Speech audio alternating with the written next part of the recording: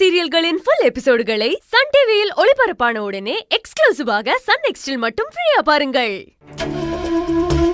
இவங்க ஆசைப்படுறது நல்ல பேரு வரணுன்றதுக்கு மட்டும் இல்ல, இவங்க செய்யறதெல்லாம் அடுத்தவங்கள கெடுக்கிறதுக்கு தான்.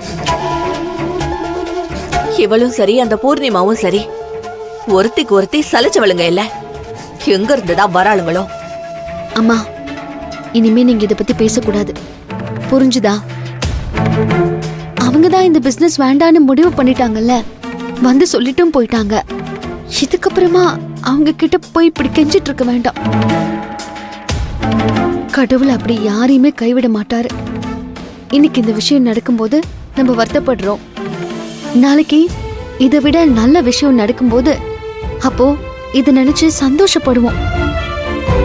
இதனால எனக்கு எந்த வருத்தமும் இல்லம்மா. இது ஒரு வகையில நம்மள இன்னும் மேல கொண்டு போறதுக்கு ஒரு கருவியா தான் நான் பாக்குறேன். தயவு செஞ்சு இதுக்காக சண்டை போடாதீங்க. சண்டை இல்ல செவந்தி, உமாபதியால உனக்கு வேலை போனப்போ என்ன தோணி இருக்கும்?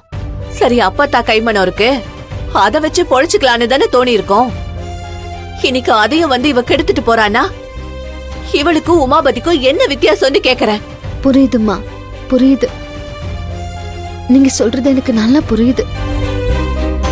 இதனால நம்ம வீட்டு பிள்ளைங்களை நாமளே சபிக்கலாமா? கொஞ்ச நாள் போச்சுன்னா எல்லாமே சரியாயிடும். நீங்க கொஞ்சம் ரிலாக்ஸா இருங்கம்மா. அங்க வேற எல்லாருமே வருத்தத்துல இருப்பாங்க, அவங்க கிட்டயும் போய் பேசணும். நீ எதுக்கும் கவலைப்படாத செவந்தி. இப்படி ஏதாவது கஷ்டம் வந்துச்சுன்னா என்கிட்ட இருக்கிற மொத்த நகையையும் எடுத்து உன்கிட்ட கொடுத்துடுறேன்.